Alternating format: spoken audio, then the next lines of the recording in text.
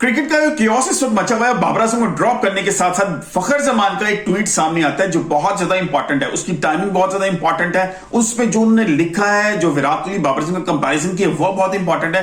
Plus इस वक्त जो पठान और पंजाबियों के एक ग्रुप्स के हवाले से टीम के अंदर जो बातें चल रही थी, इस पर्सपेक्टिव में भी ये ट्वीट बहुत ज्यादा इंपॉर्टेंट है। लेट्स स्टार्ट विद इट के ट्वीट क्या किया गया, उसके बाद इन चीजों पे आएंगे जो बहुत ज्यादा इंपॉर्टेंट है, जो डिस्क्राइब करेंगी सिचुएशन ऑफ द टीम और द पर्सनालिटी ऑफ फखर जमान। ये बहुत इंपॉर्टेंट है। पहले ट्वीट देख लेते हैं। उन्होंने कहा, it is concerning to hear suggestions about dropping Babar Azam, यानी कि वो बहुत ज्यादा कंसर्न है, परेशान है कि जो सजेशंस दी जा रही है बाबर आजम को ड्रॉप करने के हवाले से। फिर वो कहते हैं कि इंडिया ने विराट कोहली को बेंच नहीं किया ड्यूरिंग हिज रफ पैच, जब उनकी जो है ना स्कोर नहीं हो रहे थे एवरेजिंग 2020 से 2023 के दौरान, जब उनकी एवरेजेस थी 19.33, 28.21 और 26.5, यानी कि ये एवरेजेस चल रही थी, तब भी इंडिया ने विराट कोहली को बेंच नहीं किया because he knows the importance of Virat Kohli और उनका सुप्रीम बैट्समैन था। और इसी तरह बाबर आजम इज एवर, और फिर आगे वो लिखते हैं, if we are considering sidelining of, अगर हम ये कंसीडर करें अपने प्रीमियर बैट्समैन को साइडलाइन किया जाए, जो आर्गुबली जो है ना the best Pakistan ever produce batsman है, जो पाकिस्तान का अब तक सबसे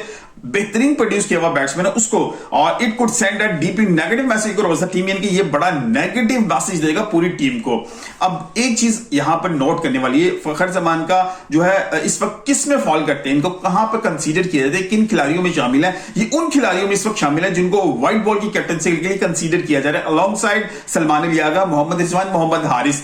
व्हाइट बॉल की कैप्टनसी के लिए अभी जो है फखर जमान बेस्ट जो है ना प्लेयर कंसीडर की जा रही है। इन सब सर्कमस्टांसेस के अंदर ये ट्वीट करना, it means that he is standing against PCB in favour of Babar Azam. तो मतलब ये है कि ये भाई ब्लंट बंदा है, ये बंदा कप्तान नहीं बन सकता। कोई पीसीबी कभी भी नहीं चाहेगा इस तरह का कप्तान है जो उनके फैसलों को रद्द करे। शायद पीसीबी इस तरह का प्लेयर चाहेगा जो उनकी हां में हां मिला के चल सके, लेकिन अगर पीसीबी इनको कप्तान बनाता है तो डेफिनेटली ये बड़े ब्लंट फैसले करेगा। अग्रेसिव बैट्समैन है, अप्रोच भी इसकी अग्रेसिव है। अब बात आती है यहां पर कि इन्होंने जो इस पॉइंट पे किया है, जिस टाइम बाबर आजम को ड्रॉप किया गया टेस्ट स्क्वाड से, जो इंग्लैंड के खिलाफ अभी दूसरा तीसरा टेस्ट मैच मुल्तान और 20 में स्केड्यूल है, उन्होंने कहा जी हमने देखा कि विराट कोहली जो इस वक्त इंडिया का सबसे बेहतरीन बैट्समैन, जब उसके 4 साल का बैड पैच आया था तो उस दौरान इंडिया ने तो नहीं बेंच किया विराट कोहली को, लेकिन पाकिस्तान ने किया। यहां पर मुझे थोड़ा सा इख्तिलाफ है जो है फखर जमान से। वो क्यों है, उसकी रीजन सुनिए। देखिए मसला ये है कि विराट कोहली जब प्रेशराइज था, जब रन्स नहीं कर रहा था, उसके आसपास इस तरह के प्लेयर्स थे। ये बात जो मैं करने लगा हूं ना, ये कंपैरिजन जो किया जाता है ना विराट कोहली बाबर आजम का, ये उसको भी डिस्क्राइब कर देगा। आपको समझ आएगी कि बाबर आजम किन सिचुएशंस में बाबर आजम बना है, विराट कोहली किन सर्कमस्टांसेस में विराट कोहली बना है।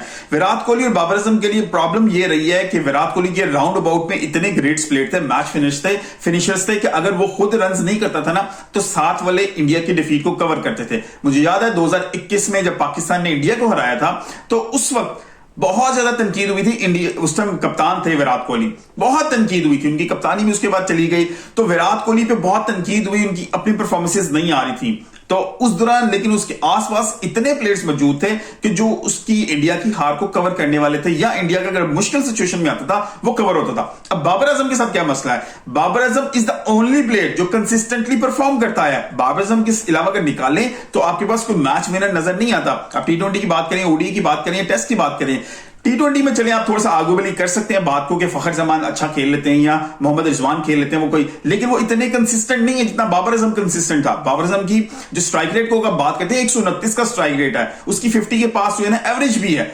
तो बातें चीजें बहुत सी हैं। आपको T20 के अंदर हर बैट्समैन जो है ना 200 के स्ट्राइक रेट वाला नहीं चाहिए, आपको 150 125 वाला स्ट्राइक रेट चाहिए जो आपके मैच को लंबा लेके जा सके, फिनिश कर सके। इसके ऊपर मजीद किसी दिन इस पर डिबेट करेंगे। यहां पर बाबर आजम की सिवा और कोई नहीं था। जब बाबर आजम फेल हुआ, कोई बैट्समैन खड़ा नहीं हुआ, तो सारा ब्लेम बाबर आजम पे आ गया। अब देखिए इस टेस्ट मैच के अंदर बाबर आजम अकेला था जो रन नहीं कर रहा था। कई इस तरह के प्लेयर हैं जिन्होंने रन्स नहीं किए लेकिन पीछे वो करते आ रहे थे, इसलिए उनका ढक छुप गया। लेकिन बाबर आजम पिछले कई सालों से कंसिस्टेंट था, लेकिन इस दफा जब 8-9 टेस्ट मैचेस में रन्स नहीं कर सका, उसके अलावा रन्स ना होने की वजह से प्रॉपर्ली तो वो कवर नहीं हो रहा था। अब इस टेस्ट मैच की अगर मैं बात करूं तो इस टेस्ट मैच में बाबर आजम के ऊपर जितना प्रेशर था वो साइकोलॉजिकली बाबर आजम बहुत ज्यादा डाउन हो चुके हैं।